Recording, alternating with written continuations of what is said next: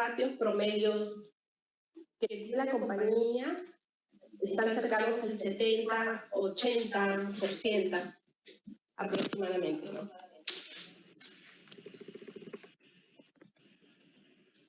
Y otra de las ideas, de las consideraciones que les quiero compartir están asociadas a la probabilidad de cobro.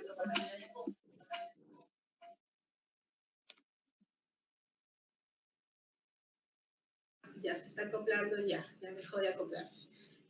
La probabilidad de cobro, que era un poco lo que hablábamos en el punto anterior, ¿qué está ocasionando? Muchas de las compañías que ciertas transacciones o la cartera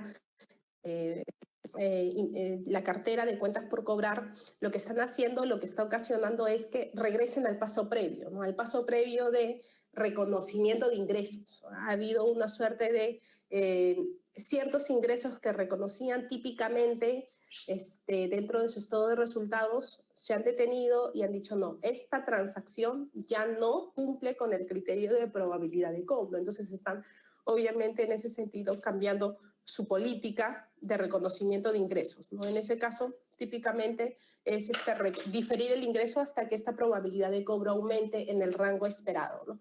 Algunos puntos críticos, y ya para cerrar, en la determinación, yo tenía un Excel que podría, no sé, Zuli, ¿cómo estamos con el tiempo? ¿Sí? ¿5 minutitos? Sí, Susana.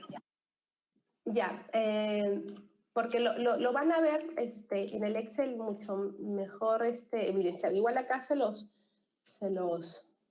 ponía aquí. Vamos a presentar el Excel para poder ayudarlos con...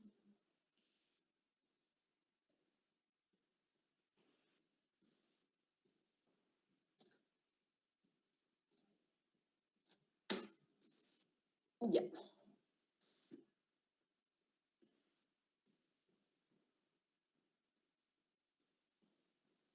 Muy bien. Solo para dejarles un poco el ejemplo.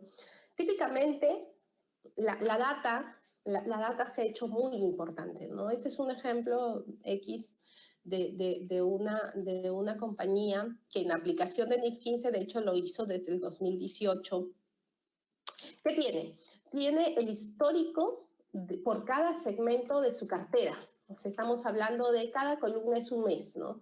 Estamos hablando desde enero 2017. Eso le ha permitido, por ejemplo, obtener una precisión ¿cómo se llama? En los ratios históricos y en consecuencia en el ratio de forward looking. Y eso es valioso.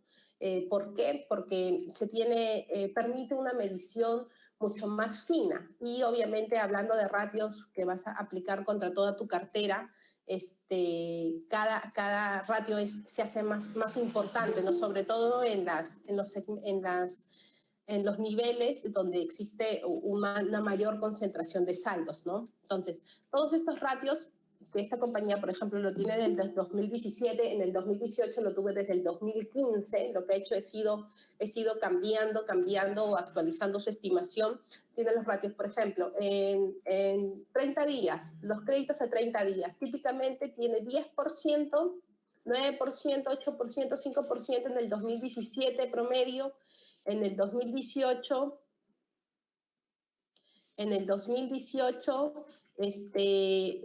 comienzan a aumentar sus tasas de morosidad. En el 2019 se mantienen similares en el 2020 y bueno, y en el 2020 obviamente no tiene, porque para obtener estos ratios tiene que conectar 2 puntos, ¿no? Estadísticamente, para determinar un comportamiento, conecta 2 puntos para ver cuánto es el comportamiento del 2019 versus el 2020 para obtener el ratio del 2019, ¿no? Y obviamente ahí está, aquí por ejemplo, está los niveles por cada, los ratios por cada nivel y para esta porción, que obviamente no lo tiene porque tiene que proyectar las compañías dentro de su proyectado, obviamente bajo un esquema estadístico, lo que hace es reconocer el efecto, en función del comportamiento pasado, cuánto sería el ratio proyectado en cada caso. El ratio proyectado en cada caso y completa, obviamente, este es el método simplificado que estableció la NIF 9, donde les permitía a las compañías establecer a través de una tabla de morosidad, obviamente basada en información histórica. De hecho, aquí la historia le ha permitido a la compañía hacer sus cálculos más finos, porque de hecho la realidad que existía antes le ha permitido no recoger picos, sino achatar el comportamiento, ¿no? Y finalmente, de hecho, esta proyección contiene algoritmos o secuencias de determinación y incluye las variables macroeconómicas que han permitido correlacionar este comportamiento previo, ¿no? De hecho, por temas de tiempo no se los puedo compartir, pero gráficamente quería un poco explicarles, ¿no? que lo valioso que ha sido para muchas de las compañías establecer el análisis histórico y ahora, de hecho, les permite una mejor determinación, una determinación más precisa, ¿no?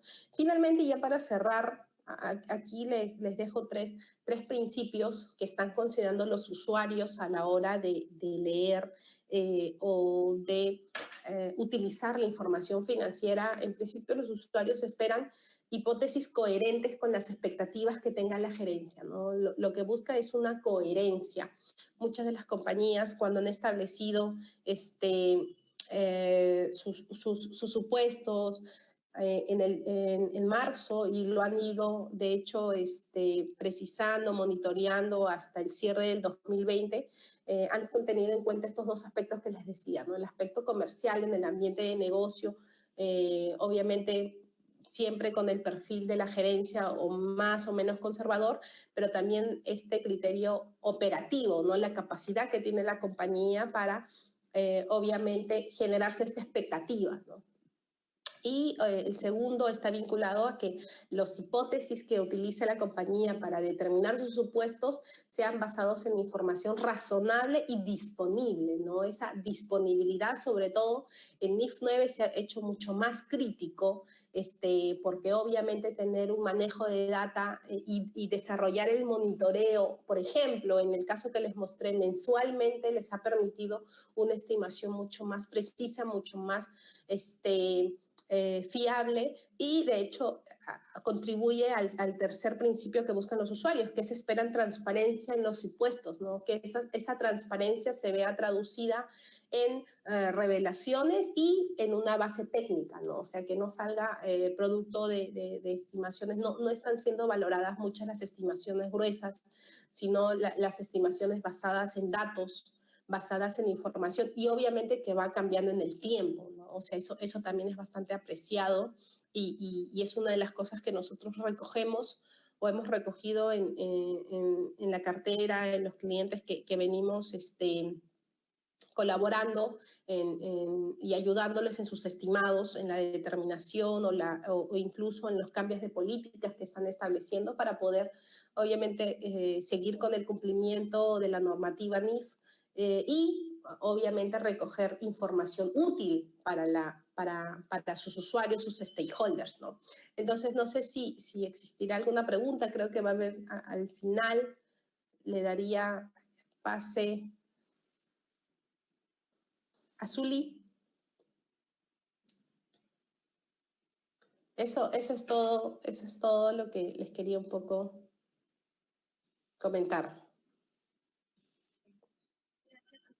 Gracias.